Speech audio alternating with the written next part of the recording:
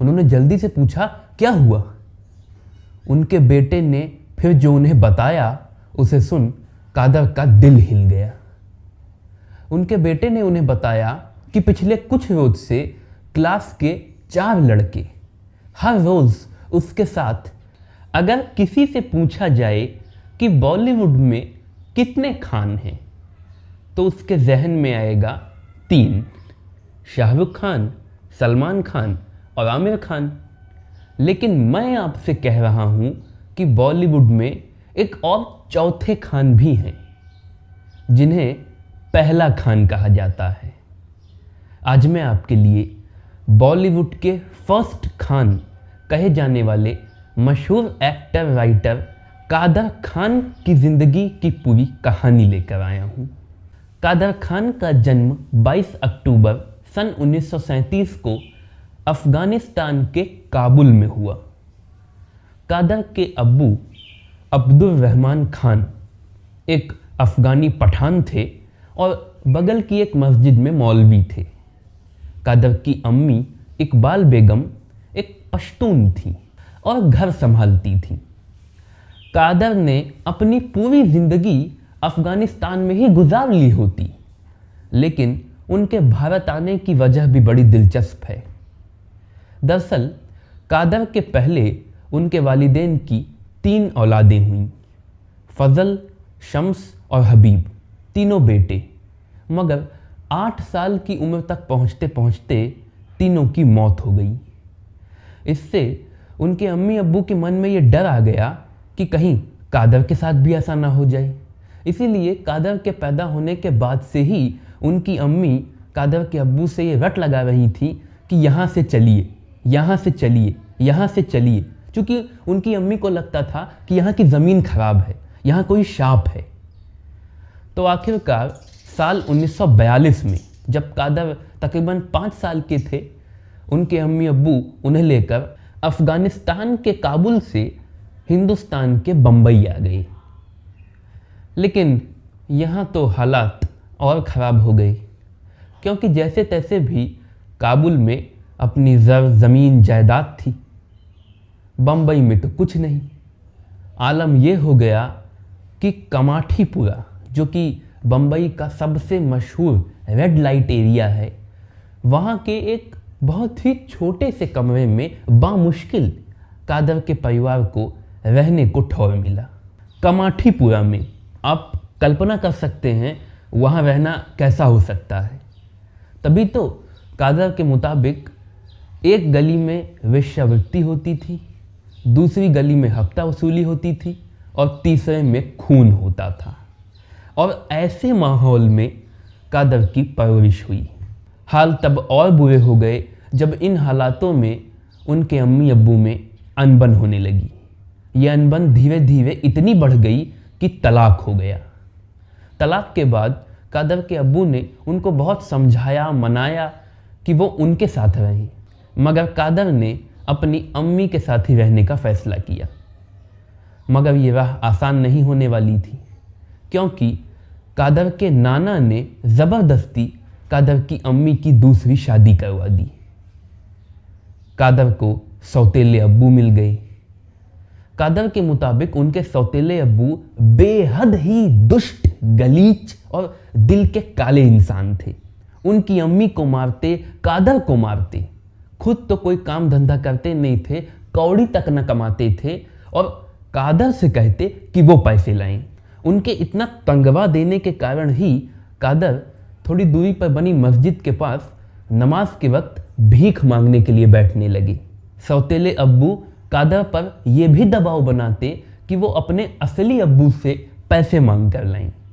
कादर के मुताबिक इसी वजह से कई बार वो 8-8 किलोमीटर चलकर उस मस्जिद जाते जहां कादर के असली अब्बू मौलवी थे और उनसे पैसे मांगते। इलाके में रहने वाले और दूसरे लड़के कादर से कहते कि ऐसे हाल हैं तो उन्होंने नाम के लिए ही अपना नाम स्कूल में क्यों लिखवा रखा है, नाम कटवाएं और मजदूरी करें जैसे वो करते हैं। कादर को भी उनकी बात ठीक लगी। वो जानते थे कि पैसों की तंगी है, उनकी अम्मी इससे खुश होंगी।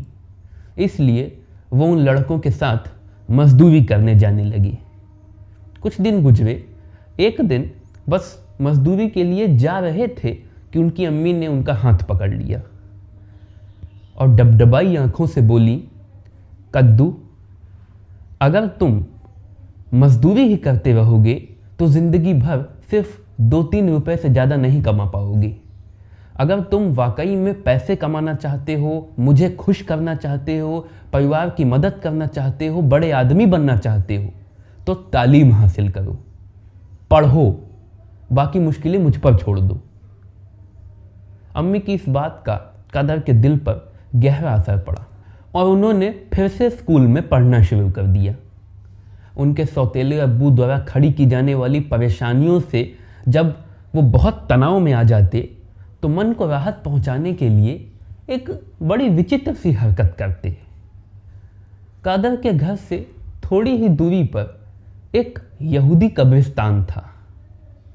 रात के वक्त कादर कब्रिस्तान में जाकर बैठ जाते और पूरे दिन भर में उन्होंने जो कुछ देखा था, सुना था, जो भाया था, जो चुभा था, कब्रों के बीच बैठकर उन सब की नकल उतारते।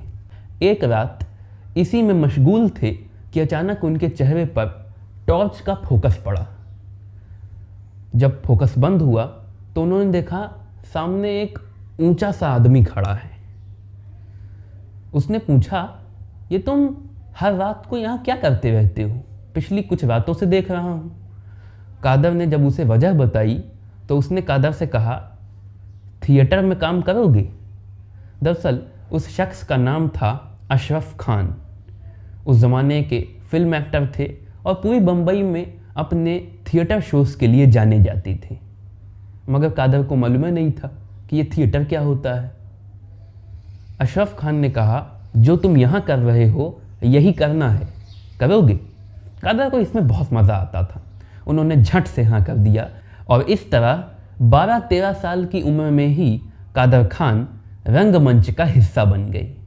इधर कादर तालीम हासिल कर रहे थे। तालीम हासिल करते करते कादर ने स्कूलिंग पूरी की, फिर इस्माइल यूसुफ कॉलेज से ग्रेजुएशन पूरा किया और फिर तो आपको यकीन नहीं होगा उन्होंने इंजीनियरिंग की पढ़ाई की और फिर साउथ बॉम्बे में MH Saboo Siddik college of technical institute में कादर खान सिविल इंजीनियरिंग के प्रोफेसर बन गए और बच्चों को पढ़ाने लगे। ये आज के ज़माने में बड़ी बात कही जाती है, तो सोचिए उस ज़माने में कितनी बड़ी बात थी, और ख़ासकर कादर के लिए जिनका बचपन इतने संघर्ष और तकलीफ़ों में बीता था। हालांकि सिविल इंजीनियरिंग के प्रोफेसर बनने के बाद भी कादर के मन से थिएटर का मोह नहीं गया था। इसीलिए कॉलेज ज्वाइन करने के बाद कादर ने MH Saboo Siddik college of technical institute का ही अपना एक थिएटर ग्रुप बना लिया, जिसमें एक्टर के साथ वो डायरेक्टर भी बन गए और धीरे धीरे पूरे बम्बई में इस थिएटर ग्रुप के नाटक मशहूर हो चले। एक बार कॉलेज के एनुअल फेस्ट में कादर ने एक प्ले परफॉर्म किया, ताश के पत्ते। इस एनुअल फेस्ट में चीफ गेस्ट थे बॉलीवुड कॉमेडियन आघा। आघा कादर के काम से बड़े प्रभावित हुए। उन्होंने कादर से मुलाकात की, कादर के बारे में जाना और फिर उन्होंने कादर के बारे में मशहूर लेजेंडरी एक्टर दिलीप कुमार को बताया। उन्होंने दिलीप कुमार को सलाह दी कि वो कादर का एक शो देखें। दिलीप कुमार ने कादर का एक नाटक देखा और उन्हें भी कादर का काम बहुत पसंद आया। वो कादर से मिले। कादर को तो पहली बात यह यकीन नहीं हो रहा था कि उनसे दिलीप कुमार मिल रहे हैं, और फिर तो दिलीप कुमार ने उन्हें अपनी 2 फिल्मों सगीना और बैराग में काम का ऑफर दिया बतौर एक्टर और राइटर। कादर को फिल्मों के किसी काम का तजुर्बा नहीं था, मगर दिलीप कुमार को इनकार ना कर सके, हाँ बोल दिए। मगर दिलचस्प बात यह है कि कादर को भले ही फिल्मों का ऑफर पहली बार दिलीप कुमार से मिला, सगीना और बैराग, ये 2 फिल्में, मगर इन दोनों से ही उनका डेब्यू नहीं हुआ। बात दरअसल ऐसी है कि सगीना और बैराग फिल्म की मेकिंग में कुछ लफड़े हो गए, होने लगी देर। कादर अपना आराम से कॉलेज में पढ़ा रहे थे, थिएटर कर रहे थे। इस दौरान दिलीप कुमार ने अपने दोस्त प्रोड्यूसर नरेंद्र बेदी से कादर के बारे में बताया। नरेंद्र बेदी ने अगले ही दिन कादर का एक शो देखा। नाटक का नाम था लोकल ट्रेन। नरेंद्र को भी कादर का काम बहुत अच्छा लगा।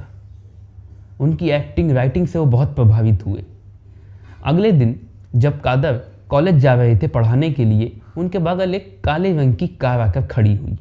अंदर बैठे शख्स ने अपना नाम नरेंद्र बेदी बताया।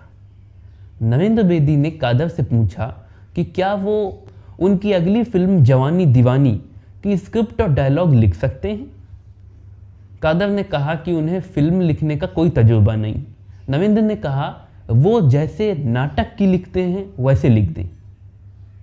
कादर ने महज 4 घंटों में जवानी दीवानी की पूरी स्क्रिप्ट और डायलॉग लिखकर नरेंद्र बेदी को दे दिए।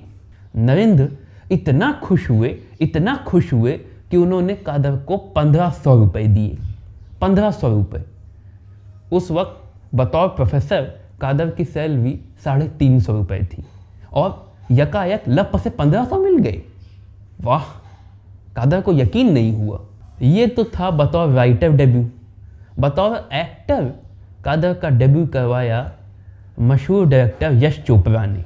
दरअसल यश चोपड़ा तो पहले कादर से केवल अपनी महत्वाकांक्षी फिल्म दाग के डायलॉग ही लिखवाने वाले थे, मगर उनकी नैरेटिंग स्टाइल से प्रभावित हो उन्होंने कादर को एक रोल भी दे दिया, जिसके तहत कादर खान ने फिल्म दाग से बतौर एक्टर बॉलीवुड में अपना डेब्यू किया। कुछ समय बाद उन्होंने सगीना और बैराग में भी काम किया। कादर को पहला बड़ा ब्रेक मिला मनमोहन देसाई की ओर से फिल्म रोटी का। मनमोहन देसाई ने उन्हें रोटी के डायलॉग से लिखने को कहा, मगर एक शर्त थी।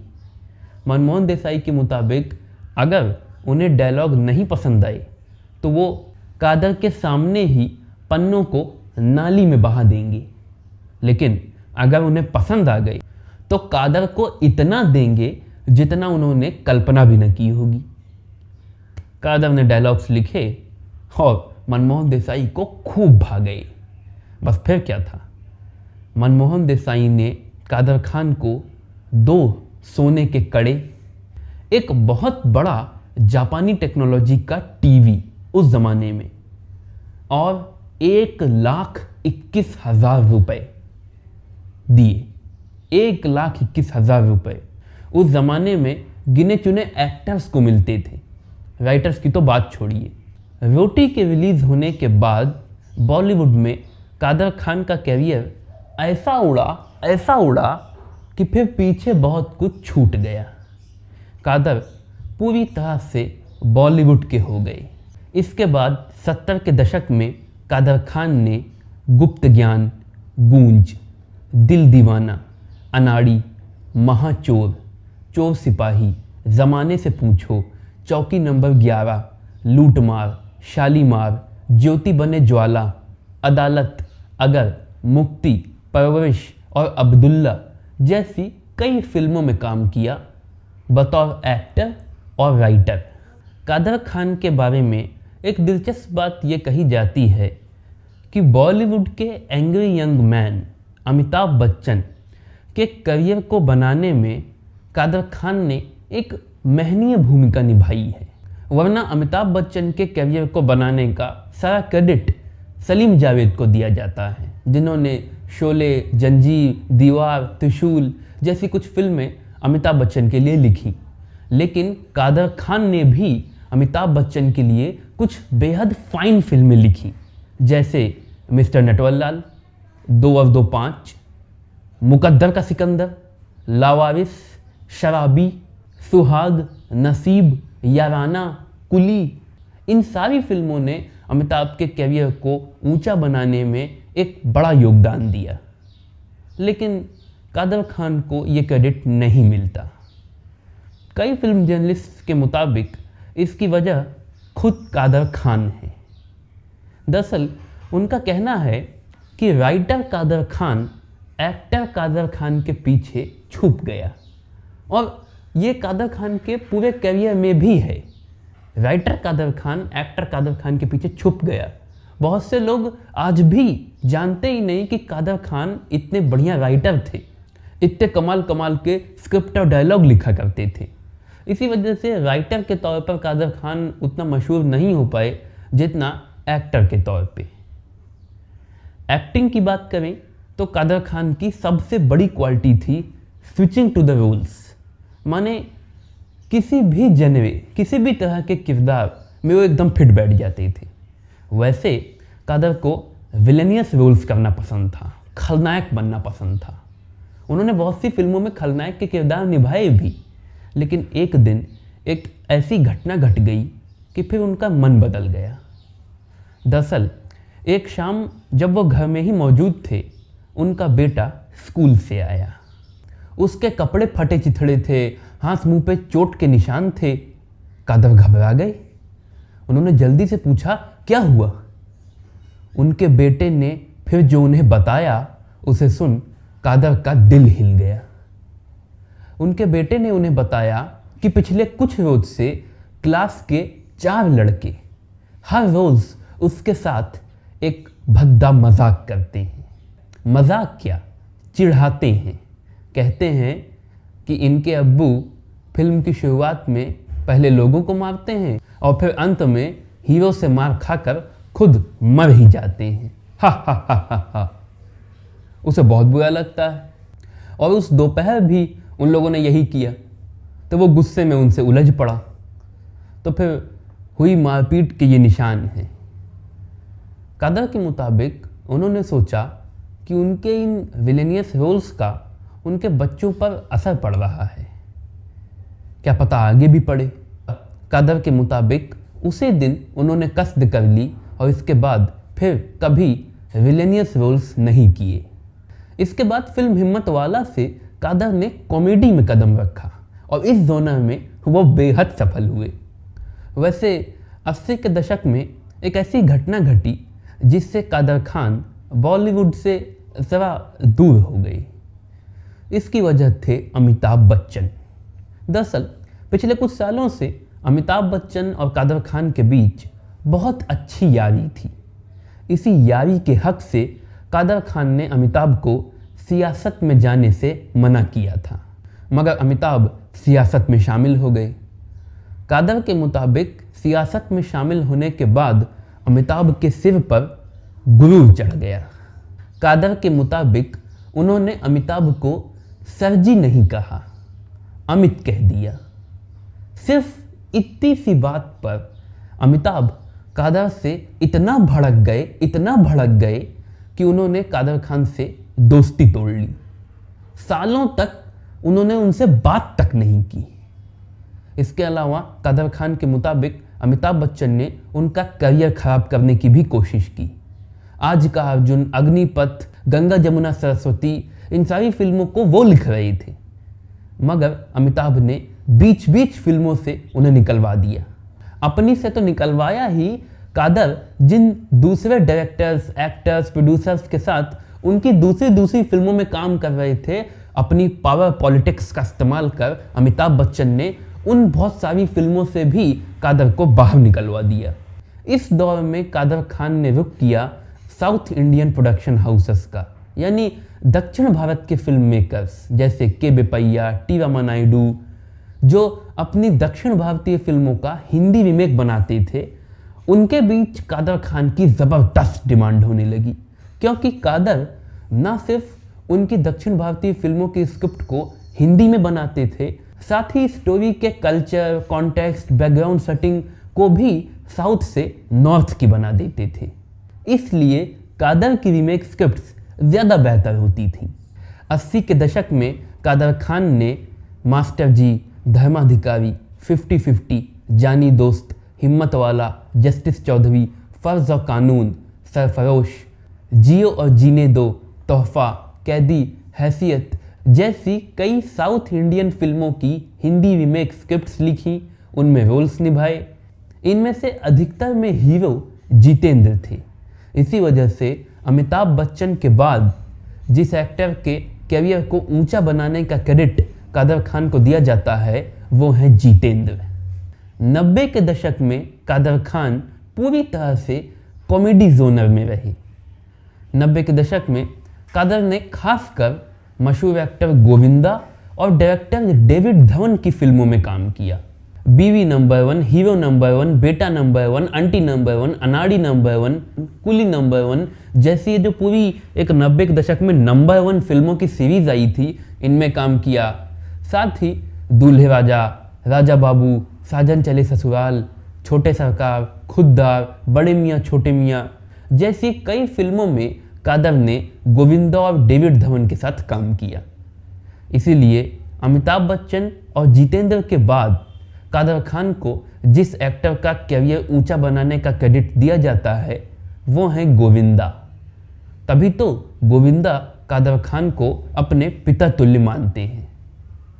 हालांकि कादर पूरी तरह से इस काम में संतुष्ट नहीं थे। कादर के मुताबिक स्क्रिप्ट लिखने में उन्हें बहुत मज़ा आता था और इन सभी फिल्मों में उन्हें स्क्रिप्ट लिखने नहीं दिया जाता था।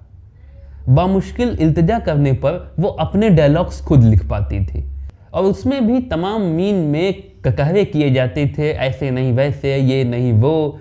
कादर के मुताबिक उन्हें लोअर स्टैंडर्ड के लफ्ज़ यूज़ करने को कहा जाता था जिससे उन्हें बहुत बुरा लगता था, अच्छा नहीं लगता था। वैसे तो साल 2000 में भी कादर की 2-3 फिल्में रिलीज़ हुई, मगर खुद कादर साल 1998 में रिलीज़ होने वाली फिल्म कुली नंबर 1 को अपनी आखिरी फिल्म मानते हैं। इसके बाद कादर बॉलीवुड से दूर होने लगे। असल में दूर होने नहीं लगे, दूर किया जाने लगा। कादर के मुताबिक उन्हें बॉलीवुड से जानबूझकर साइडलाइन किया जाने लगा। उन्हें काम ही नहीं मिल रहा था। कादर के मुताबिक वो मांगते मगर मांगने पर नहीं मिलता था। इससे कादर को बहुत दुख होता था। साल 2014 में कादर को प्रोग्रेसिव सुप्रा न्यूक्लियर पॉलिसी हो गई। ये क्या है? ये एक बेहद ही भयंकर बीमारी है जिसमें ब्रेन का नर्व सेल से कनेक्शन खराब हो जाता है, जिससे मस्तिष्क का शरीर के दूसरे अंगों पर से नियंत्रण कम हो जाता है। इसका सबसे बड़ा गुण और लक्षण है आंखों की पलक झपकना बंद कर देती है। ये असंभव लगता है मगर इस बीमारी के होने पर हो जाता है। ये बीमारी इंसान के जिस्म को चूस कर रख देती है। ऐसा हाल हो गया कि कादर बिस्तर पे पड़ गए। अपने बेड के बिल्कुल बगल रखे स्टूल पर रखे एक कांच के गिलास को उठाने की ताकत भी उनमें न रही। अपनी इस बेबसी भरी हालत को सोच सोच कर उन्हें बहुत रंज होता। ऐसी हालत में साल 2015 में कादर खान का एक एक्सप्लोसिव इंटरव्यू सामने आया जिसमें कादर खान ने अपने दिल की बातें उड़ेली। कादर ने कहा कि बॉलीवुड ने उन्हें इस तरह ठोकर मारकर किनारे कर दिया है जैसे सड़क पर पड़े हुए किसी पत्थर को कोई राहगीर ठोकर मारकर किनारे कर देता है।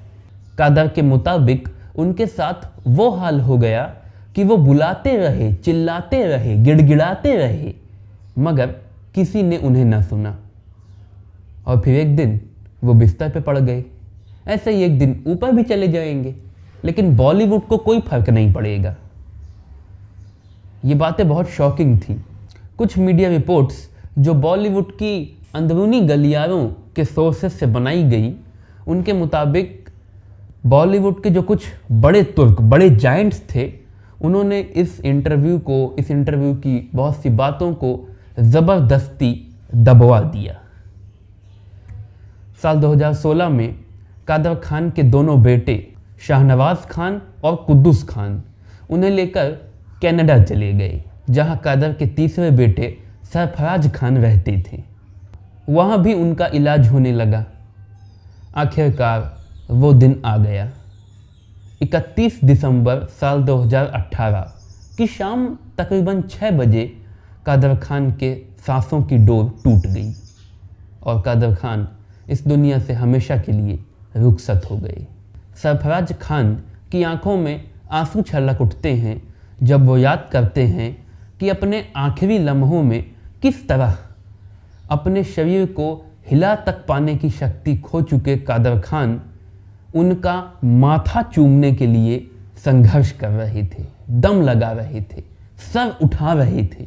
होंठ माथे को बस छूने छूने को थे कि जान निकल गई।